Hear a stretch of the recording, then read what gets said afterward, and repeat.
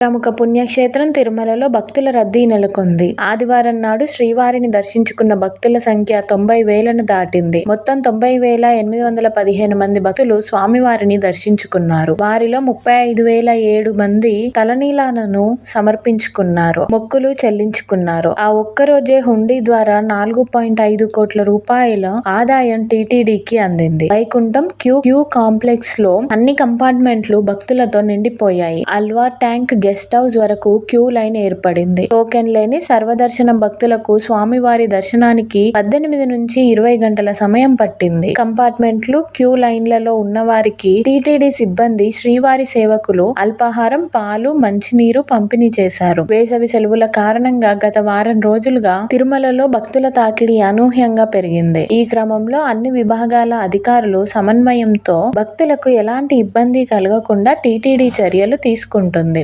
వైకుంఠం కంపార్ట్మెంట్లు, నారాయణగిరి షెడ్లు, బయట క్యూ లైన్లలో వేచి ఉన్న భక్తుల కోసం టీటీడీ నిరంతరాయంగా అన్నప్రసాదం, మంచినీటిని అందజేసే ఏర్పాట్లు చేసింది. కాలినడకన తిరుమలకు వెళ్లే భక్తుల కోసం ఏర్పాటు చేసిన దివ్య దర్శనం టోకెన్ల జారీ కౌంటర్లలో మార్పులు చోటు చేసుకుంటున్న విషయం తెలిసిందే. గతంలో శ్రీవారి మెట్టు మార్గాన ఉన్న కౌంటర్లను అలిపిరి, భూదేవి కాంప్లెక్స్ లోకి మార్చారు. ఇక్కడ దివ్య దర్శనం టోకెన్ల జారీ సైతం ప్రారంభమైంది. భూదేవి కాంప్లెక్స్ లో ఇప్పటికే పూర్తి స్థాయిలో ఎస్ఎస్టీ టోకెన్లను జారీ చేయడానికి అవసరమైన మౌలిక సదుపాయాలు ఉండటం, దివ్య దర్శనం టోకెన్లను తీసుకున్న భక్తులు ఇక్కడి నుంచి శ్రీవారి మెట్టు మార్గానికి వెళ్లడానికి రవాణా వ్యవస్థ అందుబాటులో ఉండటం వల్ల టీటీడీ ఈ మార్పు చేసింది. ఇక్కడ రోజు 5,000 వరకు టోకెన్లను భక్తులకు అందజేస్తుంది టీటీడీ. ఇది తాత్కాలికమే. ప్రస్తుతం భూదేవి కాంప్లెక్స్ లో ఉన్న శ్రీవారి మెట్టు దివ్య దర్శనం టోకెన్ల కౌంటర్ ను త్వరలోనే శ్రీనివాస మంగాపురం ఆలయానికి తరలించే అవకాశాలు ఉన్నాయి. అక్కడ ఈ కౌంటర్లను ఏర్పాటు చేయడానికి